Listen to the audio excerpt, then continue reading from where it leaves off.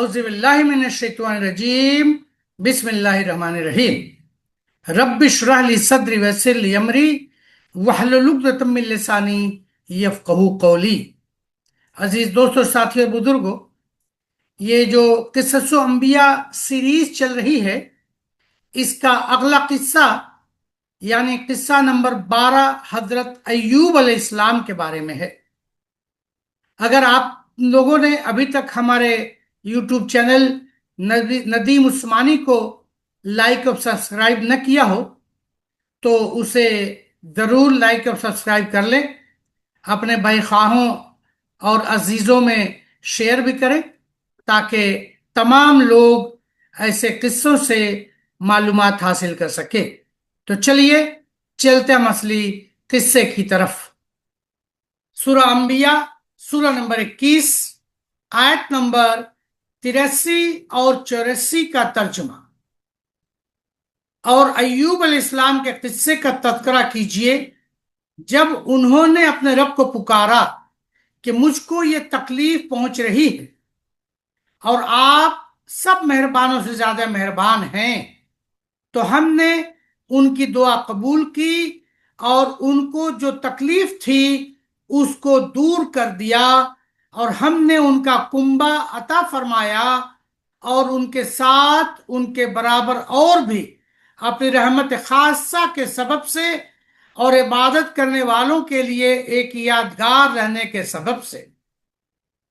मारिफ हजरत अय्यूब अलैहिस्सलाम के किस्से में इसराइली रवायात बड़ी तवील हैं। इनमें से जिनको हजरत मुहद्दिसीन ने तारीखी दर्जे में काबिल एतमाद समझा है वो नकल की जा रही है।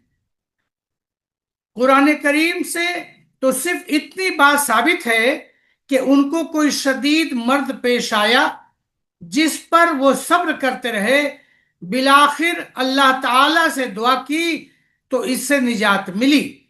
और ये कि इस बीमारी के जमाने में इनकी औलाद व अहबाब सब गायब हो गए, ख्वाह मौत की वजह से या किसी दूसरी वजह से।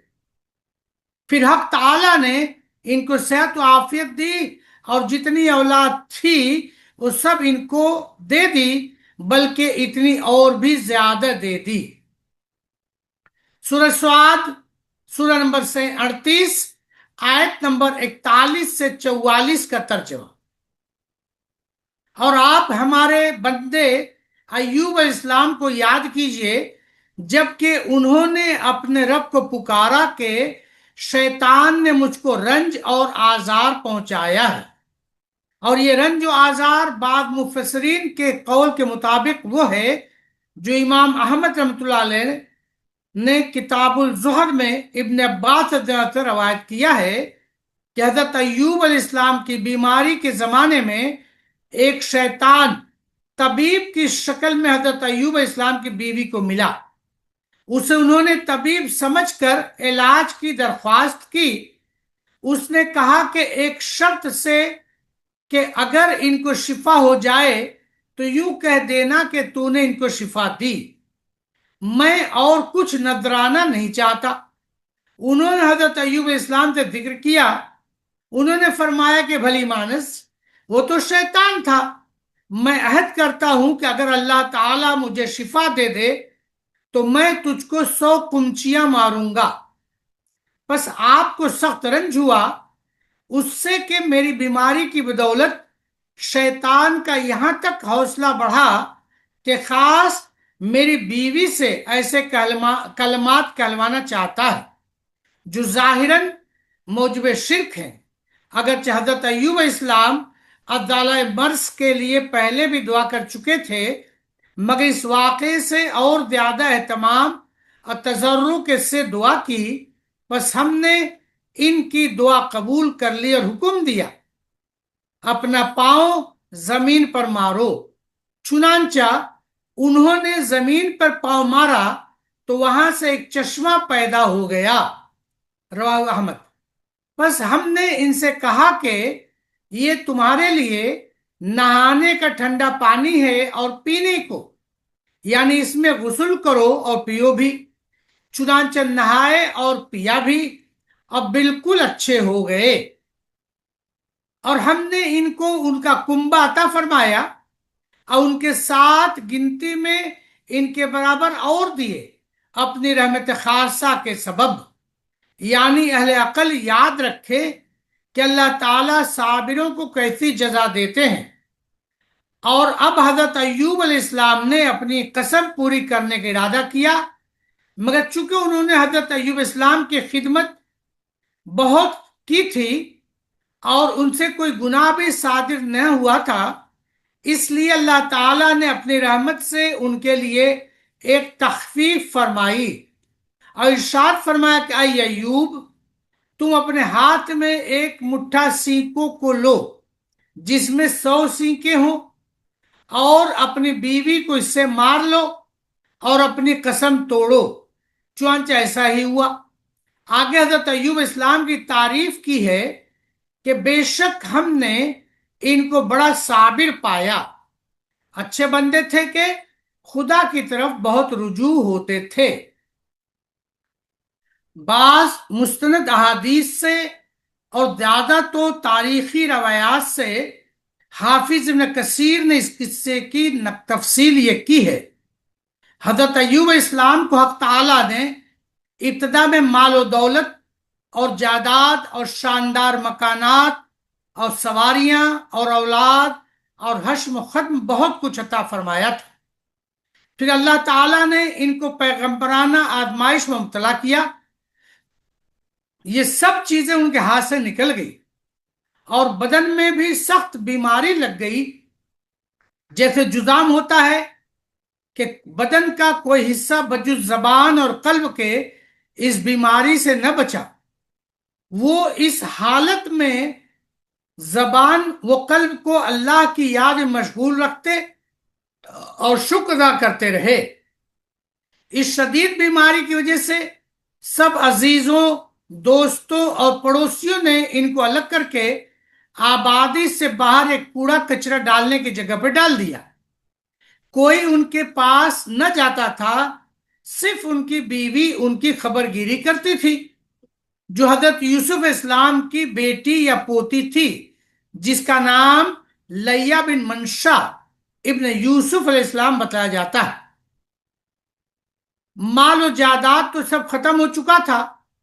ان کی زوجہ محترمہ محنت مزدوری کر کے اپنے اور ان کے لیے رزق اور ضروریات فراہم کرتی اور ان کی خدمت کرتی تھی۔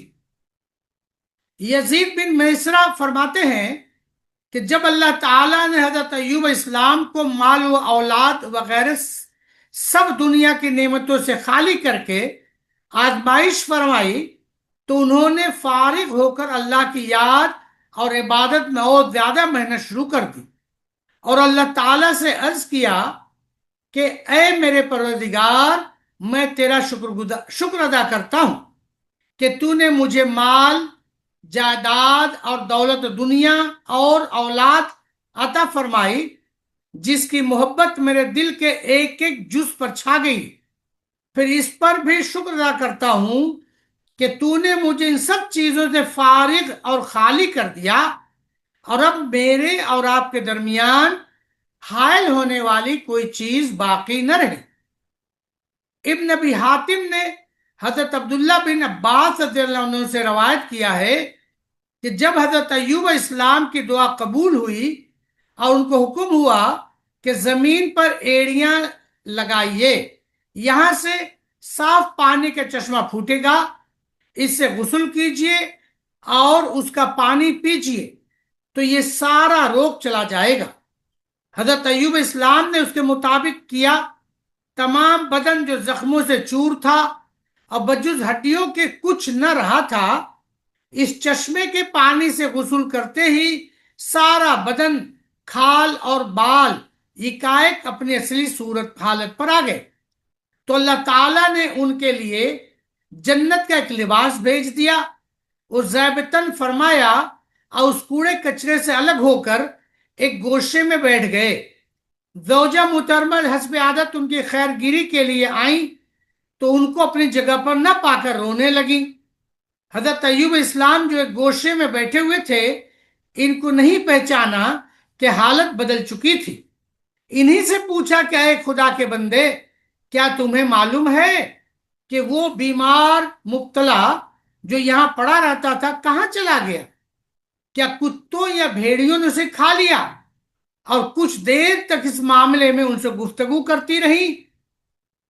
یہ سن کر حضرت ایوب اسلام نے ان کو بتلایا کہ میں ہی ایوب ہوں، مگر زوجہ محترمہ نے اب تک بھی نہیں پہچانا۔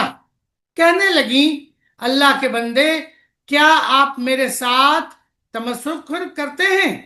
تو حضرت ایوب علیہ السلام نے فرمایا کہ غور کرو، میں ہی ایوب ہوں، اور اللہ تعالی نے میری دعا قبول فرما لی اور میرے بدن اثر نو درست فرما دیا۔ ابن عباس رضی اللہ فرماتے ہیں کہ اس کے بعد اللہ تعالی نے ان کا مال و دولت بھی ان کو واپس دے دیا، اور اولاد کی تعداد کے برابر مزید اولاد اور بھی دے دی۔ یہاں پر یہ قصہ تمام ہوتا ہے۔